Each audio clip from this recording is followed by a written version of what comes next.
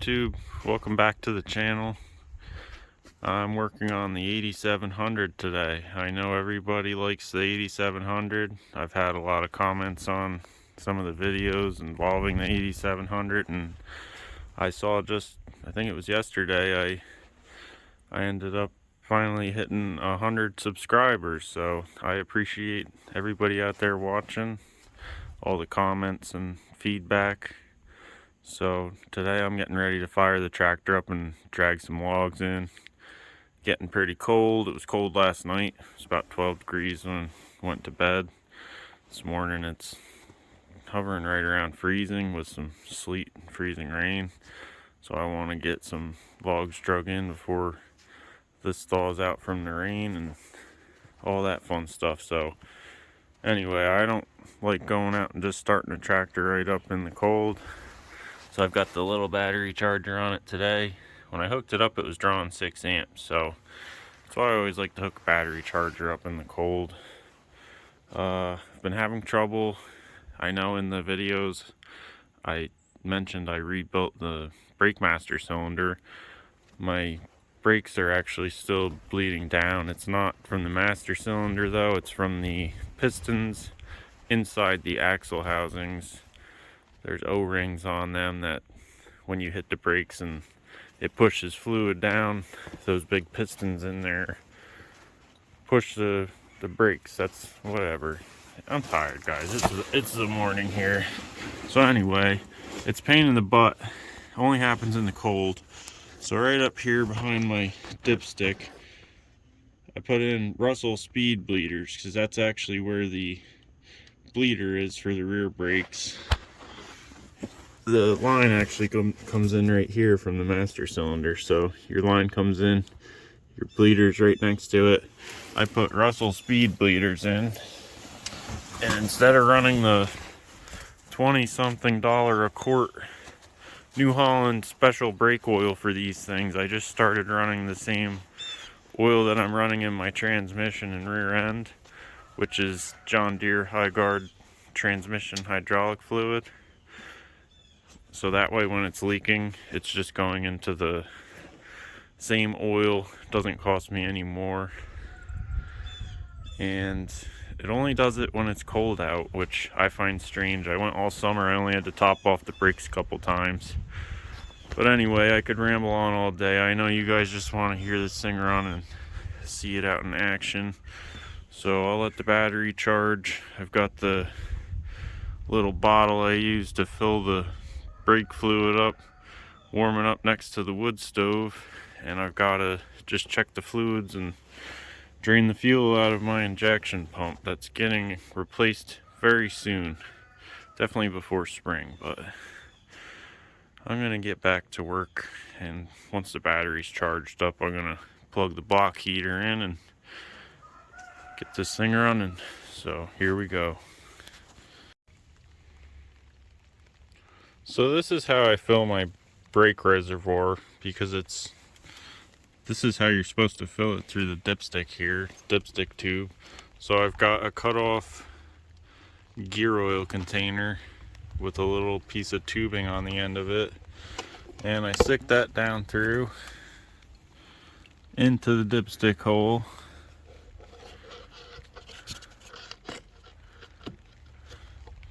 And then I take my oil that was warming up by the wood stove, still nice and warm, and pour that in a little at a time, because it overflows all over the place, and anybody else who's had to fill one of these knows it sucks. So if you know a better way, let me know. And like I said, I'm just running John Deere Hi-Guard transmission hydraulic fluid. I just put it in this Motor Crap 5W20 synthetic blend motor oil container.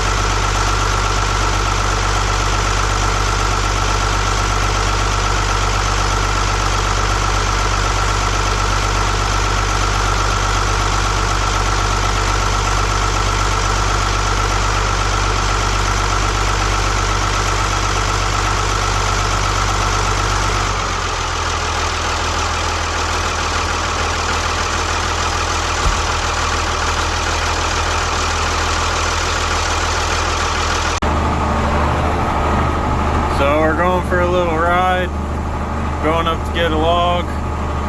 It's pretty quiet in the cab, I think, considering how much this thing barks, but I'll open the door here for you guys to have a listen.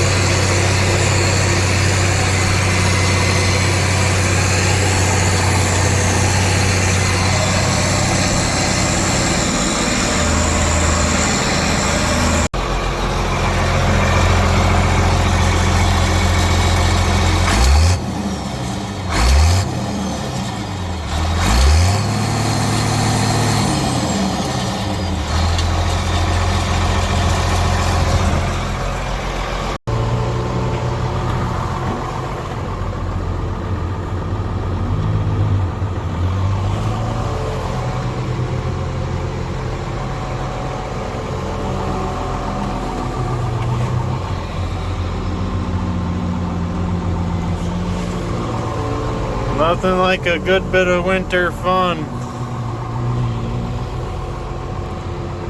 Beautiful northern New Jersey.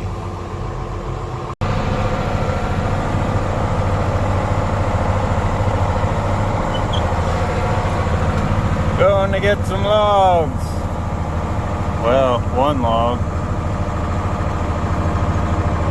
Drove up here just fine in the pickup truck, but a little slippery in the old 8700.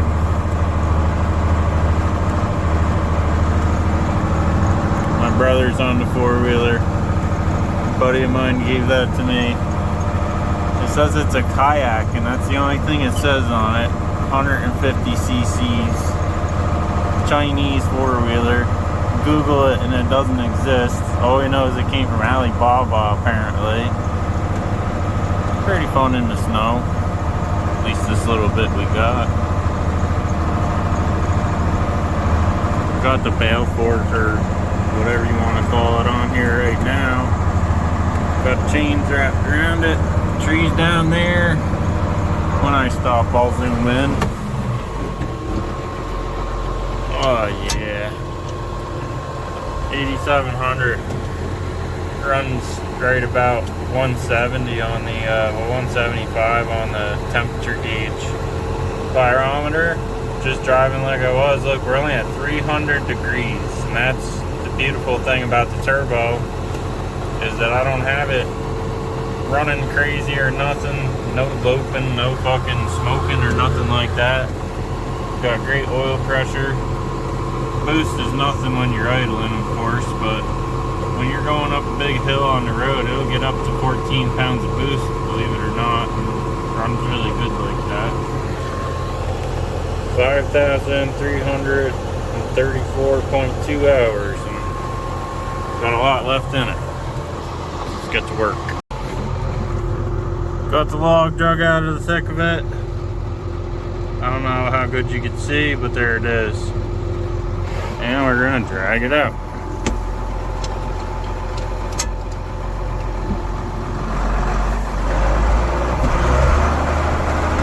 Actually a pretty heavy log. It's pretty slick out though. Coming up this hill here is gonna be fun. It's like my brother got the four-wheeler stuffed into some stuckness. Some entertainment. Here's our log back there. Yeah, I put these BKT, they call them a TR135 rear tires on this tractor. Mostly because they were about the cheapest 20.8 38 tire I could get. Ultimately, my dreams were and still are to one day put radial rear tires on this. 'Cause even right now, I mean, we're slipping, and there's Don't get me wrong, there's plenty of tread on them. I had only one on for a while with the old Armstrong 20.838 on the other side, so I could afford the other tire. And the old bald Armstrong full of dry rot cracks hold better than the brand new BKT. These make more of a mess in the mud, and they make more of a mess if you get into a wet spot in a hayfield. A little bit more sinking than floating than I would like in a tire, because we farm a variety of ground, and we go from anything to hilltop shale hanging out of the ground to low ground that floods when we get bad rainstorms. Some of it's black dirt, believe it or not. So I gotta be able to handle a variety of situations, and radials really would be the ideal rear tires for this tractor. And as some of you might have seen, I put the concrete front weight on the front of it. Definitely helps out a lot. Like I said, we got a lot of hills we farm, and definitely not skidding around on the front anymore.